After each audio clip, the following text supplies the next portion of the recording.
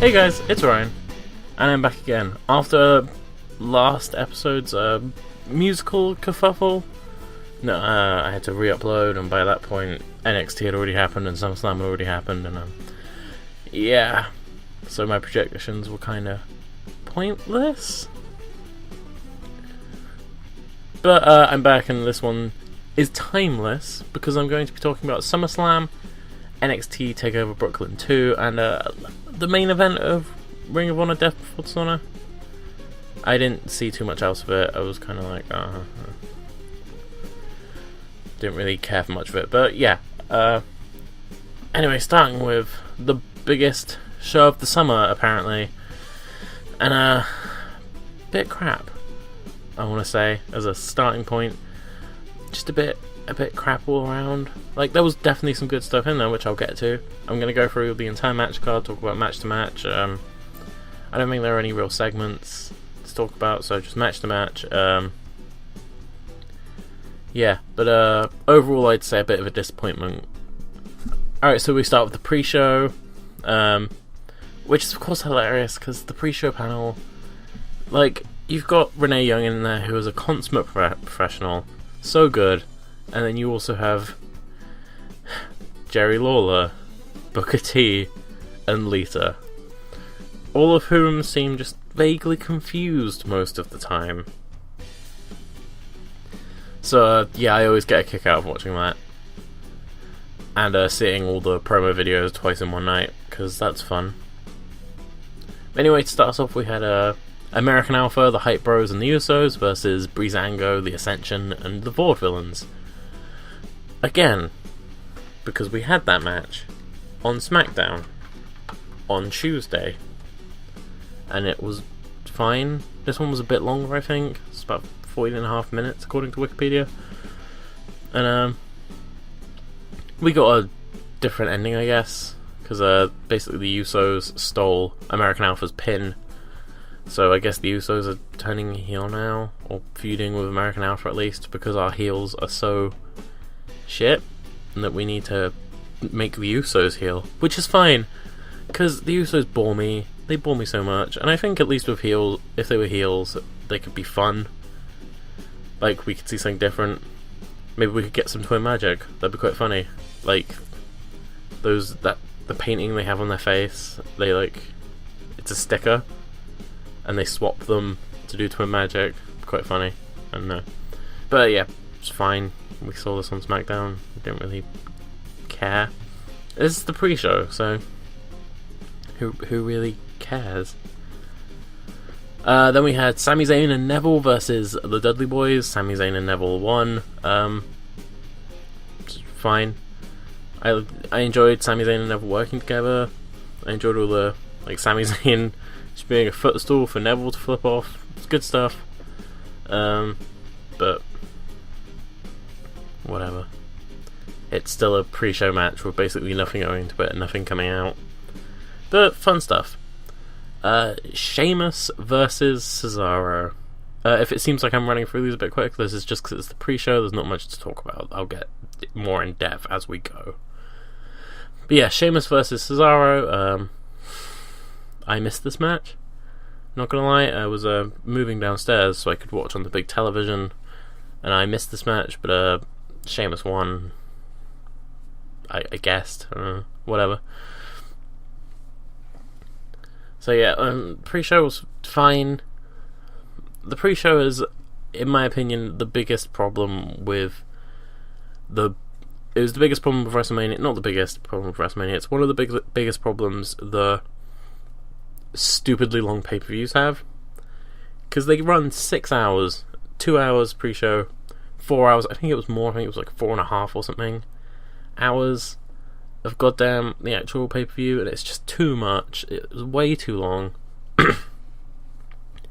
And as much as it's good to have these guys on the card, is it really worth it to have the crowd get really bored and really pissed off by the end? And I don't know. So anyway, on to the actual card, and we started with Jericho defeating Enzo and Big Cass, which was, I got that one wrong. I got a lot of these wrong, actually. Uh, this match was fine. I think I said before, I feel like pitting Kevin Owens, who is probably one of the best people they have right now, in a tag team with Chris Jericho to feud with Enzo and Cass is a bit under his level. Like, not hugely, but I feel like you could definitely be doing more with him, and But the match was fine. I guess they're going to feud for longer now. Maybe Jericho will take the titles. They're going to stick together. I'd be okay if that was... We'll talk about the New Day in a bit, and they're retaining. But it's fine. Fine match. This was already this was only 12 o'clock-ish, and I was already tired. And a little bored. Not gonna lie. But, fine. It's a fine match. I'm kinda... Enzo and Cass are great characters, but I find it a little... I find their, in-ring story kind of dull, because every match it's Enzo gets beat up, manages to get to Cass, tag him in, Cass kicks everyone's ass. And I get that that's a big part of tag team wrestling, is the babyface hot tag spot. But Enzo and Cass kind of center their whole matches around it. Whereas, as I'll talk about in a bit, the tag team match from NXT TakeOver NXT TakeOver Brooklyn 2, but also the one from Dallas, with the Revival, they always make it feel bigger and better than that. But, yeah, fine. Maybe Enzo and Cass will get their win back. Maybe Jericho will go on to do something else. Whatever. I'm not feeling this angle. But Jericho and Owens were really funny in their pre-show interview with Tom Phillips, which, calling him Philip,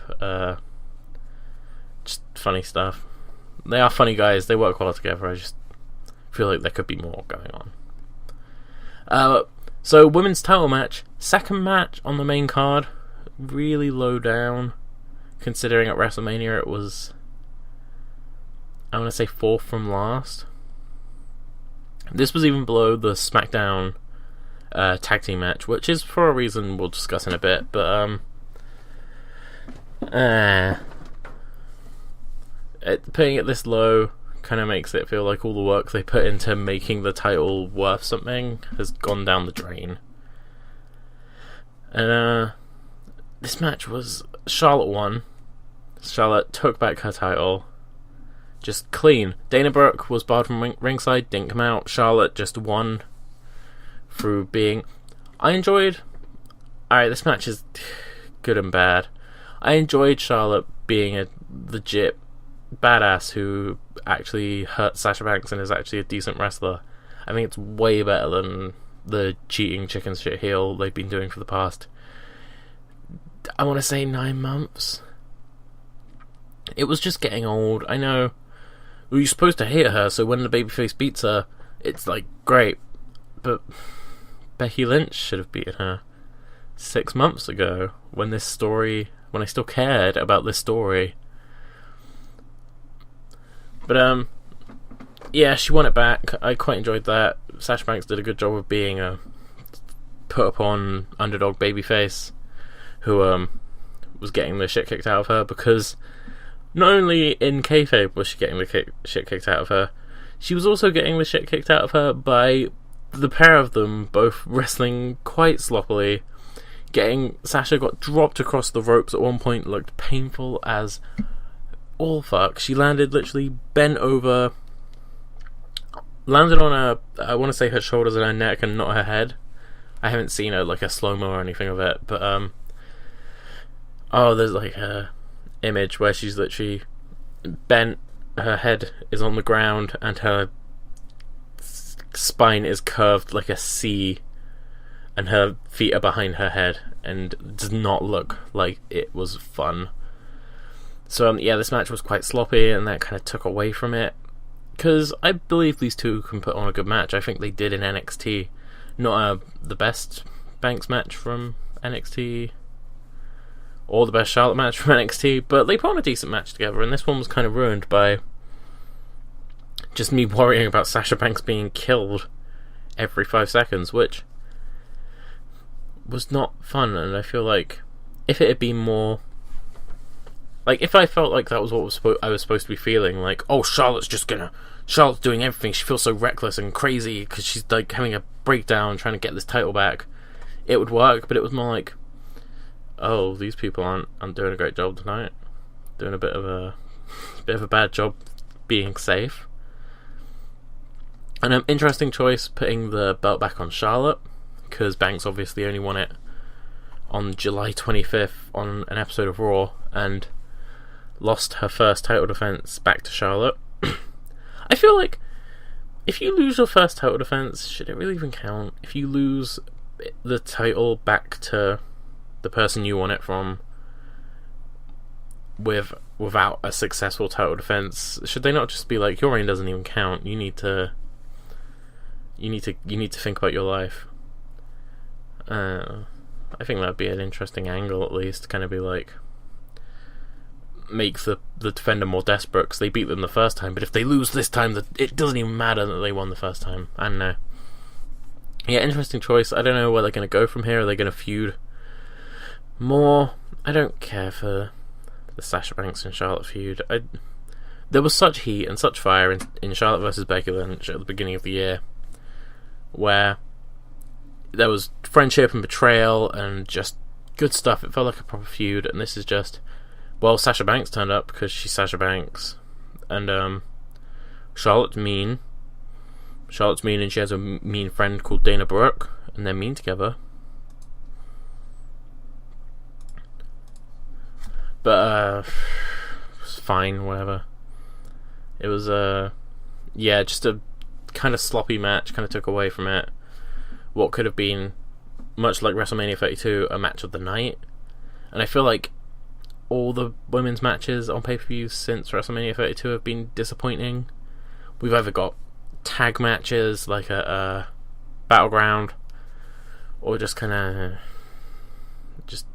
boring matches like the matches with Natalya, with Dana Brooke dressed up as Ric Flair.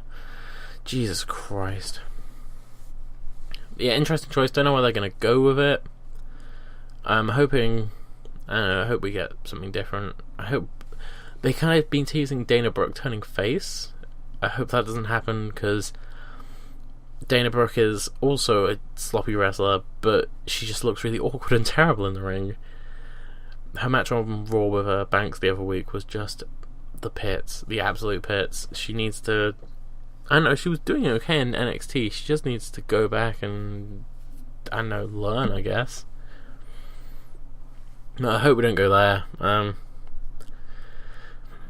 Charlotte's a two-time women champion, and yeah. Alright, so then we had the Miz and Maurice versus Apollo Crews for the Intercontinental Championship, which was over in 5.5 minutes. Wasn't there a time when the Intercontinental Championship was like the best technical match on the card, sort of thing, where it would be held by like Bret Hart and Shawn Michaels and just Randy Savage and like good wrestlers, and now it's just being held by the Miz. Like I said though, this match had no like fuel or fire going into it. It was just Apollo Crews is the number one contender, and Miz just kind of beat him. And Maurice interfered a little bit, I think, but it didn't really feel like there wasn't enough Healy. Oh, he cheated Apollo Crews out of his championship to make you actually mad. It was just kind of like, oh, Miz is still champion, I guess. Miz's championship has been kind of the pits anyway. They just haven't done much. I feel like the Intercontinental title was in a really good place. Being held by Kevin Owens, being held by Dean Ambrose, being held by the match at WrestleMania 32 where Zack Ryder won it, and The Miz for a while there, with the feud with Sami Zayn, Kevin Owens, Cesaro, and himself for the title that led to that. exceptionally good match at Extreme Rules. But now it just kind of feels like he went on holiday and he came back and it doesn't matter anymore. The title feels kind of pointless. Yeah, I hope they take it off him soon. I hope they if they keep this Apollo Crews feud going, they need to give Apollo Crews motivation and a character and mic time. And if someone else feuds for it, I hope it's someone important. Maybe Cena goes for it. I don't want to see Cena and The Miz again. I don't know. Randy Orton. Just someone needs to take the damn title off The Miz, so I don't have to put up with it anymore. Debuting Samoa Joe. Have him come in, beat up The Miz, take the title, go for it. Then we had easily the match of the night, my personal favourite match of the night, the rematch between AJ Styles and John Cena, a rematch from Money in the Bank where AJ Styles won dirty, and this time he won clean. Like I said, all I wanted was for AJ Styles to win clean, and he did. Not much more to say than that. It was a great match. I can't there's nothing bad to say about it. It was all around a really good match. Once again, kind of early on the card. This was only into the second hour of the show, and this was easily the best match. Just a full-on, very hype, very good match. People were really cheering for AJ Styles, even though it was a heel, because everyone wants AJ Styles to be a top person on SmackDown, and to do that he needed to beat John Cena, and he did. So I'm looking forward to where they go next with these two. John Cena losing and kind of, it seems like he was having a crisis of faith at the end. Like he was kind of like, maybe I am getting old, maybe I do need to change, and leaving his sweatband in the ring. I tweeted about that. I was like, and then the lights go out and they come back up and there's just a sweatband in the middle of the ring and John Cena has retired. But good stuff. Just a great match. Better than their Money in the Bank match, I would say, mostly because of the clean finish, but overall just a great match. Definitely one of my favourite matches of this year, and easily, absolutely easily, the best match on this shitty card. After that we had Gallows and Anderson, the Club. They defeated the New Day, Kingston and Woods, by disqualification. I don't know where to start with this. I feel like I should start with Jon Stewart. Why was Jon Stewart back? Why was he here? The only thing I enjoyed about him was him being like, I hope someone doesn't ruin this match by hitting John Cena with a chair. That would suck. Yeah, it would, Jon Stewart. You ruined a great match last year with your dumb interference. I know he didn't. I know he wasn't like, I'm going to just interfere in this match. I know that was the storyline they wrote, but Jesus Christ, that was awful. But yeah, basically the same as this. Jon Stewart was at ringside helping the New Day. The Club are, of course, beating the crap out of them. Big E makes his triumphant return to get the New Day disqualified so they can keep the championships. This was where the card started to really go downhill for me. Like, I really wanted to see a title change. The New Day have been holding the titles for about a year, and ever since their face turn, they've been kind of stale. They really need something to change them up, and I think a title chase or a feud with another tag team not based around the titles would be really good. But instead, once again, the New Day often hold on to their titles by disqualification or by not defending them. And honestly, I don't care for it. Just not really. Like, when they're heels, it's fine for them to cheat and not defend their titles, but when they're faces, I mean, come on. They should be doing something. They're just doing nothing at the moment. It feels like they're really just stagnating, floating. Made the Club look kind of strong at least, but there was a backstage segment I wanted to talk about. So yeah, that's my opinion on New Day. But before that, Gallows and Anderson were backstage, met with AJ Styles, Two Sweets, the Club, yay. And then Finn Balor walked by. Of course, Finn Balor being the original founder of the Bullet Club, and they all went for a two-sweet with him, and he was kind of like, "No, I'm not gonna deny it." Which was just, it was fun. I like that they're acknowledging that that this storyline's gonna hopefully go further, and I think it could be interesting. At the same time, yeah, I feel like this was the chance to catapult the club, have them beat the New Day, have them destroy the New Day, just beat the crap out of them, become tag team champions, and basically say, we are taking over Raw, no one's going to stop us.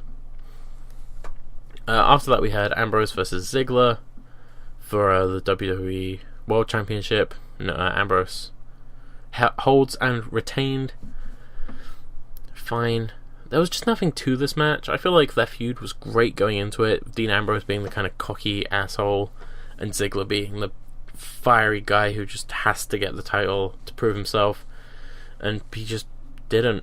Ambrose just beat him. I think we all knew Ambrose was going to win. And it was like the first face win, and one of only 2 face wins on this entire card. The match wasn't anything special, just kind of a fine 2 guys fighting match. Just nothing. It wasn't bad, it just wasn't good. There was just nothing about it, and it made me interested. I was always just kind of like, oh, there was nothing going on here. There were no really close near falls, there was nothing to draw me in. But Ambrose is still champion. Maybe he's going to feud with Styles now. I think Styles beating John Cena, 15-time world champion, has a good claim to a title shot now. So hopefully we get that, because I think that feud could be better. And I just can't imagine Styles putting on a bad match. Even his matches with Jericho, which weren't always great, were good. So I can't imagine him putting on a bad match with Ambrose, who is a good wrestler, but just not doing well lately.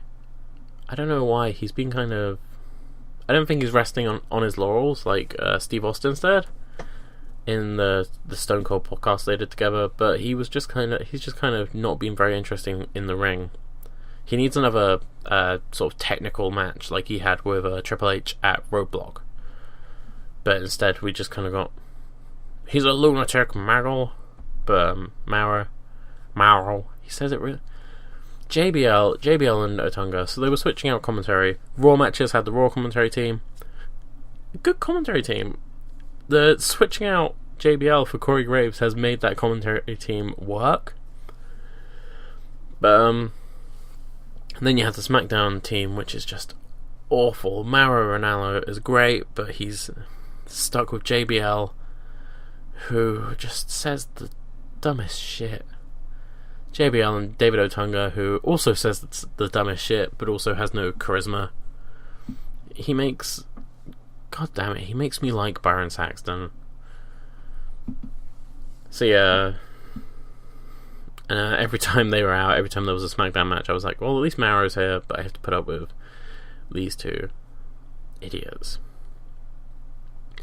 That continued with the SmackDown Women's Tag Team match, which was Becky Lynch, Naomi, and Carmella versus Natalya, Alexa Bliss, and a returning Nikki Bella. They didn't even acknowledge the suspension for Eva Marie, which makes me feel like this was planned from the beginning. But they basically had her announcer say, "Will not be fighting tonight because of the emotional distress caused by the fans being mean to her," which was hilarious. Kind of loses a bit of its luster because we know she's been suspended, but this was a fine match. People were complaining. Honestly, I thought this match was fun. I really liked Becky Lynch getting all 3 of them in the corner and like springboard kicking each of them one by one. Nikki Bella was fine. I predicted she'd be back because I'm so smart. Also, it was just kind of obvious, the obvious thing to happen. I'm glad she came back as a heel, even if she did get probably one of the biggest reactions of the night. But she was fine. The press-up she did, she was fighting Carmella. For whatever reason, they're both on the floor and she's just doing press-ups. It's quite funny. I like her, I think it's called the TKO, her new finisher, where you think she's going for the rack attack and you're like, oh, I don't want to see the rack attack. But then she did the TKO and it was pretty good. Kind of John Cena, but of course they're together, so I guess that makes sense. It's like when Brie was using the yes lock, and did she use the running knee? Yeah, Nikki was decent. This whole match was a pretty good showcasing. Naomi is so goddamn athletic. It really annoyed me though. She did some great. She did like a weird springboard into a jackknife cover sort of thing. It was awesome. Crowd didn't give a fuck, and then she stink-faced one of the other team. I can't remember who, and the crowd goes wild. Appreciate Naomi. She's decent.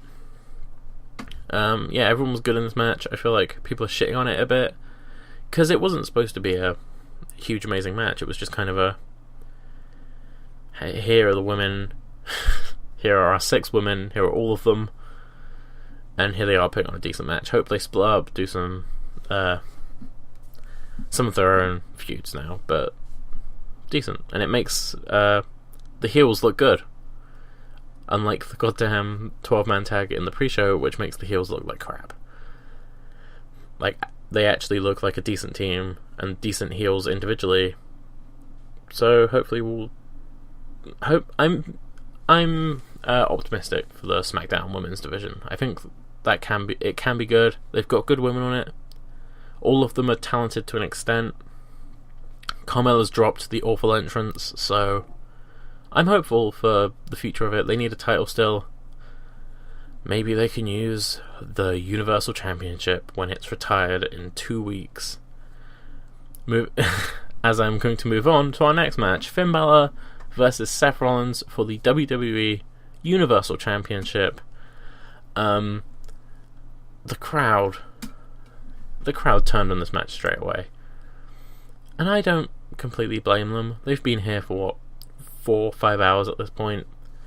They unveil the new belt for Raw, the WWE Universal Championship, and it's the ugliest piece of crap I've ever seen.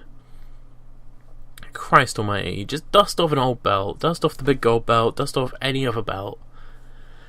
Don't use... It's basically a recolored of the WWE and women's titles. It's the same design, but it's completely red.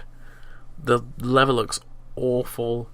I don't want to... Like, I imagine like a wrestler would win that and be like, I don't actually want to touch it. It looks really gross. It looks horrible.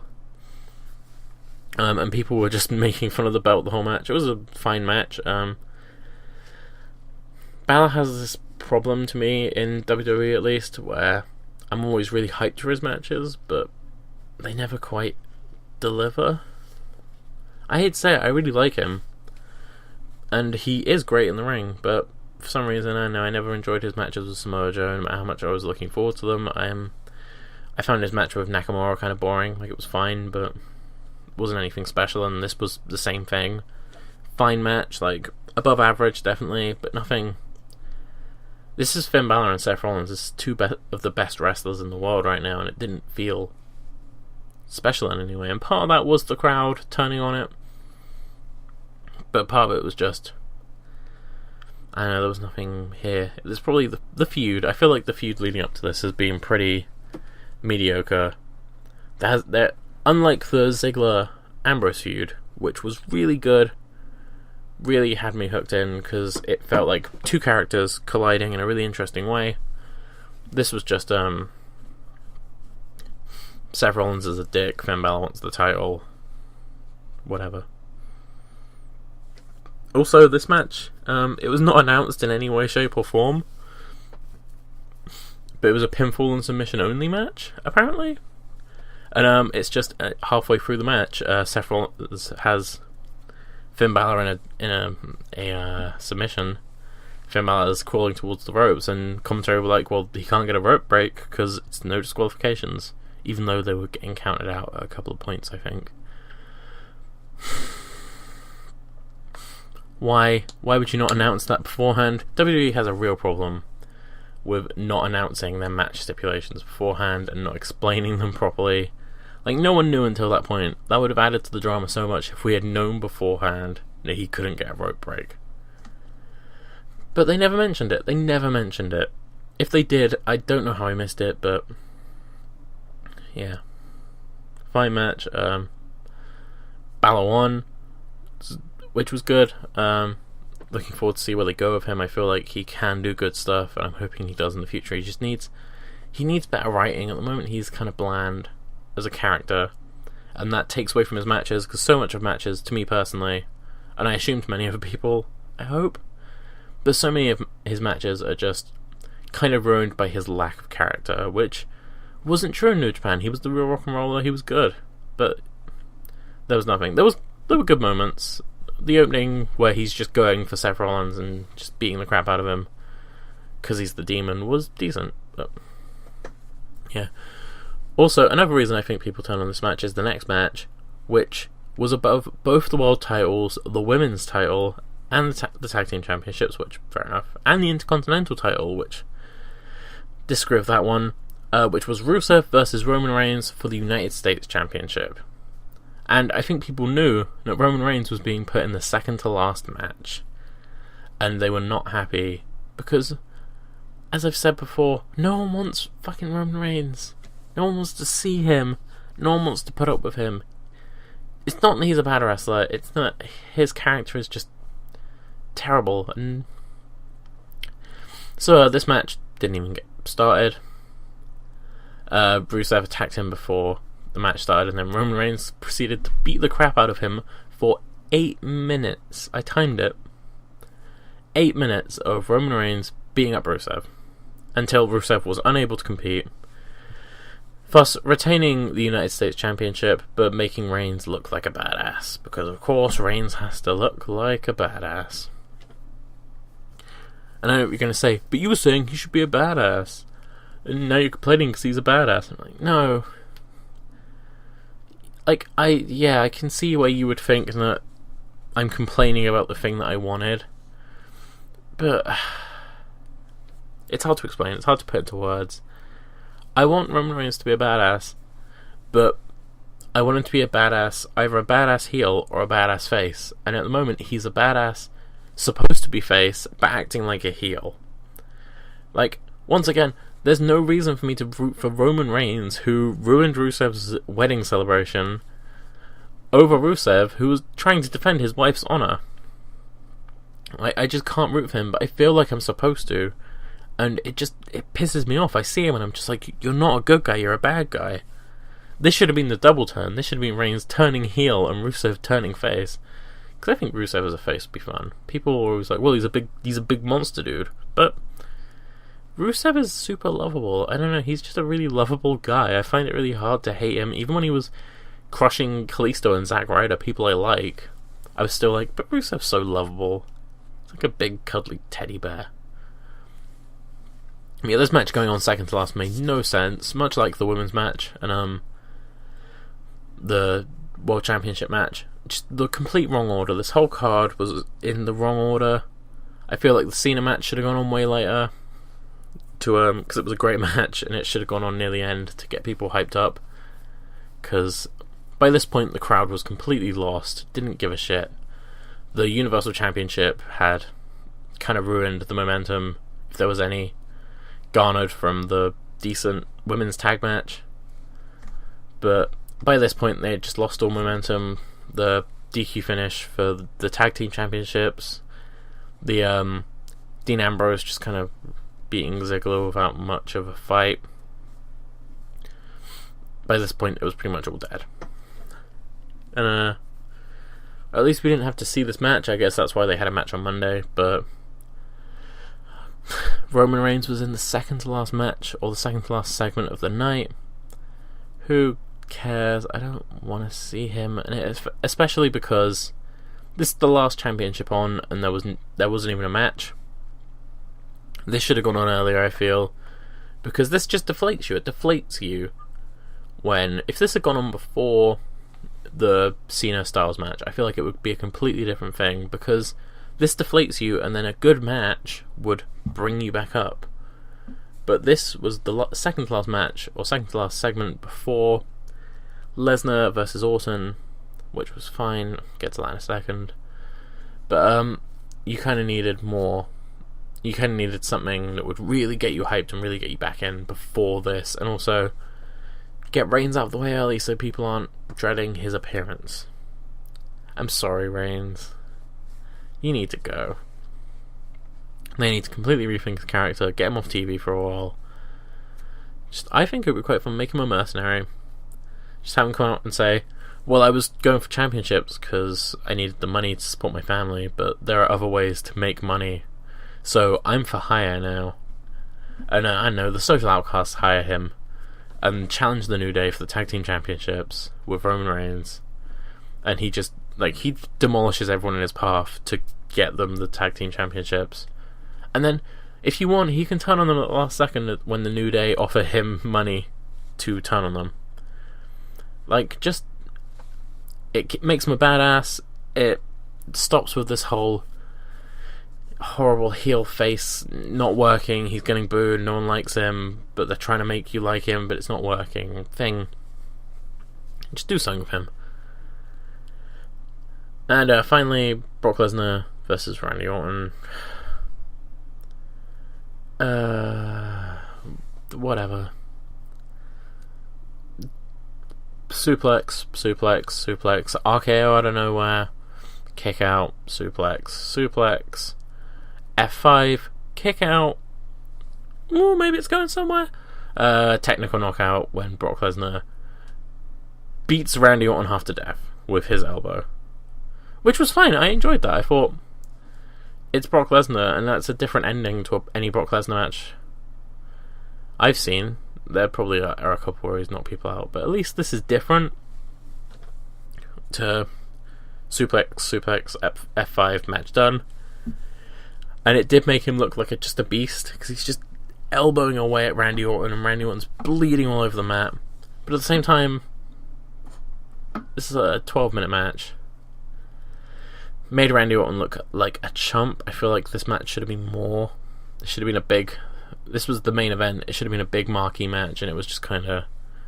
It feels like it should have been in the middle of the card, and he should have been against a mid-card guy. This should have been against Sheamus. This should have been Brock Lesnar versus Sheamus. Brock Lesnar destroys Sheamus in 10 minutes. Sheamus gets a couple of good hits in, but ultimately Lesnar destroys him. But instead it's against Randy Orton. They were really building this match up to be like a meeting of the two of the biggest guys ever who have never met before in a pay-per-view match. And Lesnar just destroyed him, made Orton look like a chump. And they built up the RKO so much. They were like, oh, the RKO, if he hits one RKO, he'll take out Brock Lesnar. He hit 2, and Lesnar kicked out.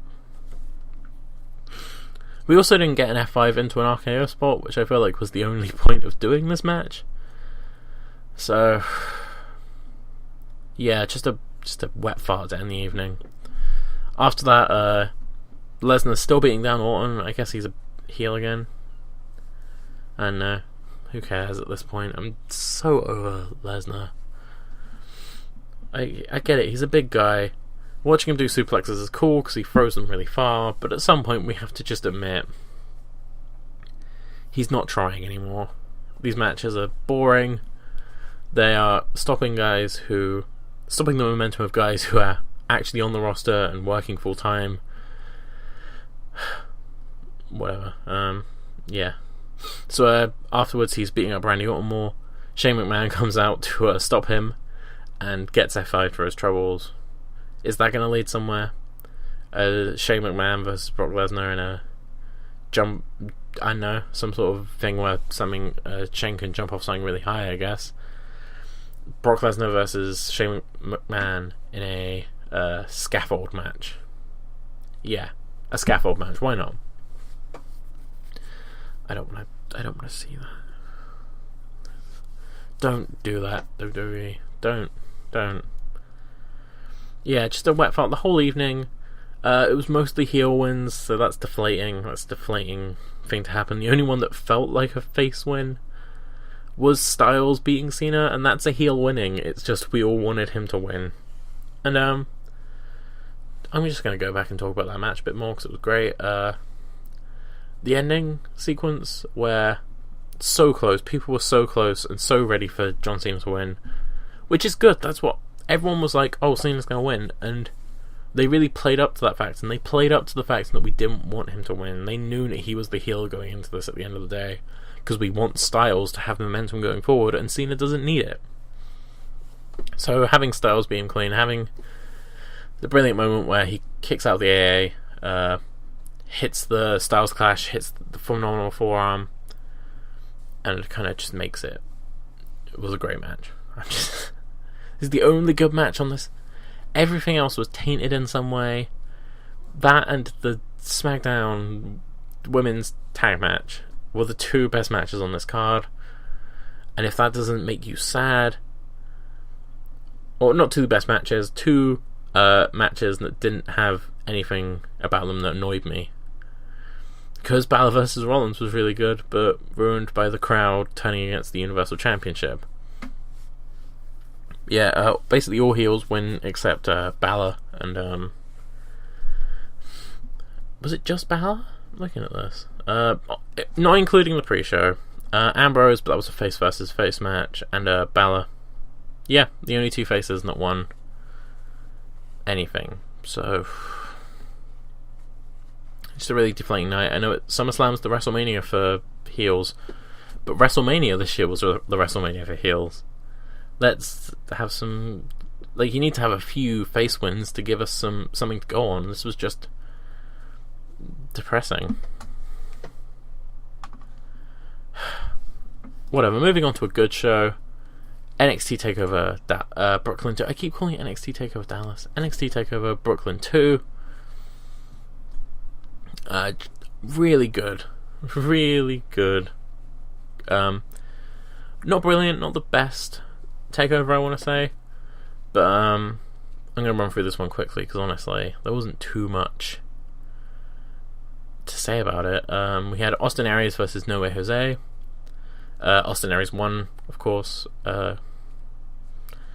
Jose looked really good in this match. I've not been a fan of him so far. He's a guy who dances, but he actually looked like a legitimate threat, and like his dancing gimmick actually works. So I'm looking forward to where they go from here. I guess maybe they might. I hope they don't feud anymore. I don't like it when people feud for more than one takeover, because that's like 4 months. That's way too long. I hope they catapult Austin Aries up now. But yeah, good match. Ember Moon versus Billie Kay. Short but sweet. Ember Moon looked good. Billie Kay looked good as well. Billie Kay has definitely turned me on her. She's good. But Ember Moon hitting the, I know it used to be called the O-Face, just the top rope stunner. Brilliant. Rude versus Almas. Rude won. Unfortunately for Andrade Almas, because once again he's supposed to be a face, but they're pairing him up with, they first paired him up with Ty Dillinger, who people love, and then Bobby Roode, who had the most glorious entrance. He was on a giant podium. It slowly descended as his music played. He's holding his arms out.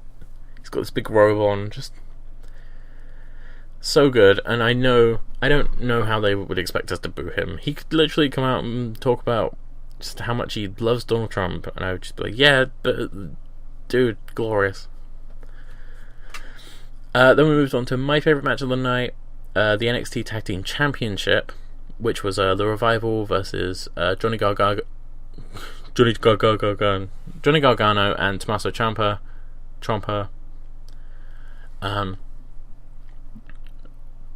who are called DIY now. Just the Revival are putting on matches of the night on the NXT shows. They are such good heels. They are so good at getting you. I know the Revival are just perfect at working the crowd. You love them because they're so cheeky and terrible, but at the same time you hate them because I know there's something about the way they work matches. They don't just work the babyface hot tag thing. They make it feel so. You feel like the babyfaces are being cheated, and you feel like you want them to win so much, but the Revival always manage to pull it off and look great. Great match. My favourite match of the night, which is tag team matches are not usually my favourite matches of the night, but with the Revival, they pretty much always are. We had Asuka beating Bayley in their rematch for the NXT Women's Championship. Solid match. Solid. There was some good stuff. I enjoyed Bayley hugging everyone at the end, doing a kind of curtain call. She has to go up. She has to go up to SmackDown or Raw now. She has to. I hope they're not going to have Bayley take the title off Charlotte. That'd be kind of... But equally, if she goes to SmackDown, I'm worried they'll be like, well, Bayley's the top woman, and Becky Lynch can, I don't know, go back to second place where she belongs, but she doesn't belong there. She belongs in first place. Yeah, good match. Asuka's great. Bayley's good. I don't have much to say about this. It was just a good match. And the one I got wrong, the only one I got wrong on this card, Shinsuke Nakamura defeated Samoa Joe to become the NXT champion. Just good stuff. Once again, I just don't have much to say about NXT because it's actually good. But this was a good match. I really enjoyed it. Nakamura winning surprised me. I know I said I thought he was going to just go up, but Joe's going to go up now. And Nakamura's great. The two Kinshasas made a good job of making Samoa Joe still look strong while also being like, that's badass. And Nakamura winning, just good babyface win. Felt good. Everyone likes Nakamura. Everyone wants him to stick around for a while and do good stuff. So nothing more to say on that. That's pretty much it, honestly. Oh yeah, Death Before Dishonor. I didn't watch most of this just because it was people I didn't know, and I wanted to. My thing is, I want to see the build up on Ring of Honor TV before I watch all of these matches, because all these like tag matches or whatever, I don't know the history and I don't know the story going in, and I can't really appreciate them. So I skipped most of it, but I watched the main event. Adam Cole won, baby. It was good stuff. It's a good match. I can't shit on stuff that's good. It's really hard, but a really good match. Adam Cole and Jay Lethal are great. Worked really well together. I'm looking forward to seeing more Ring of Honor. That's pretty much all I have to say about that, though. Thanks for watching. This is another stupid episode, stupidly long. Hopefully be out soon. And from here on out, I'll be doing stuff in a more timely fashion. Do another wrestling video on Friday. I've got something planned for Wednesday. Don't know if it's going to pan out yet, but we'll see. But yeah, don't forget to like, comment, and subscribe. I'll see you all soon.